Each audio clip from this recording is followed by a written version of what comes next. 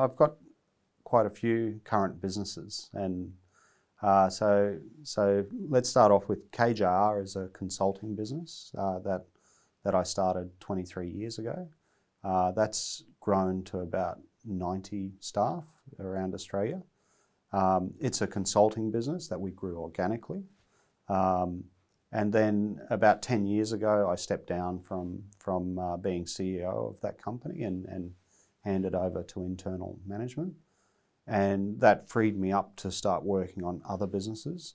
And I've had in that time some involvement in some other startups, some failed startups. And then more recently, we've formed a joint venture we've set up an AI innovation hub at the Gold Coast Health and Knowledge Precinct with the Gold Coast University Hospital. And one of the spin-outs out of that was setting up a scale-up or a joint venture that's sharing medical data with medical researchers. And we formed a consortium to build that as a joint venture, and we had a combination of government funding, and then different partners involved in terms of contributing some cash and resource and so on. So there's probably about 8 partners in that, and it's created about $9 million of investment over 3 years.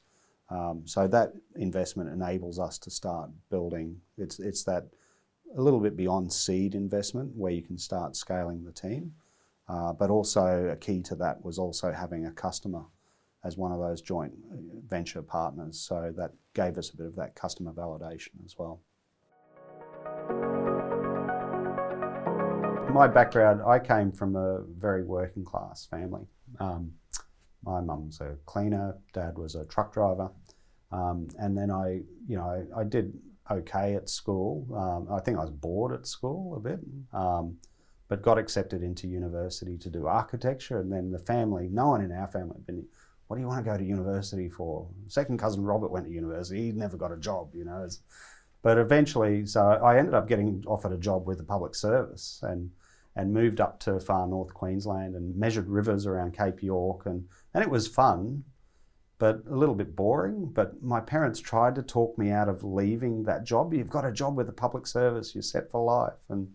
But again, it's that, wanting to, I think, again, with business, it's about, I never get up in the morning and think, oh, I've got work today. It's that creation element and transforming, I think, always keeps you motivated. So anyhow, I went back to university, sort of self-funded. A good friend of mine encouraged me to do it. And then I just took to it like a duck to water, and then did a PhD of all things. Actually, I got a cadetship with the Defence Department as a defence scientist. So I was working on avionics systems and so on, and then did a PhD in safety critical systems. So PhD was fun, and again, I didn't do it for money. You never do a PhD for money, but I did it because I was inquisitive and wanted to do research. But the part that I really got a kick out of research was applied research. I just found theoretical research wasn't me, but I really enjoyed working back for the customers like Defence and Transport on how do we take some of these research ideas and actually apply them in the real world. And I think that was the entrepreneurial thing coming out of me, right? And that's when I left then to go and start my own business. So I was working in this research centre at the university, a bunch of academics and things like that, and going, I don't think this is my career path. Always loved technology and that sort of creation and engineering, but how do I apply that in another area where there's other opportunities and to grow? And I think, again, my dad having his own business with the trucks and stuff like that, and being involved in the family businesses, it was that, I think business is the way I should head. And then it sort of grew from there.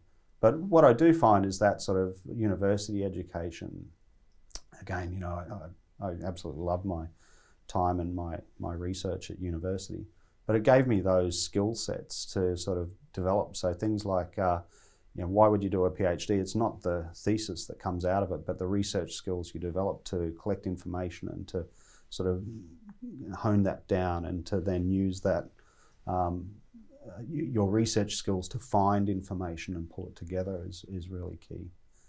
So yeah, I think those skills I still use every day, you know, in how we're approaching business. And I think the other thing that a PhD gave me was that ability to be a lifelong learner. I don't need to go back to university to do that, because I learned some of those learning research skills that I'm just always studying, reading papers, looking at research and whatnot in other areas. And that's a key skill, I think, for that'll be with me until hopefully still working at 80.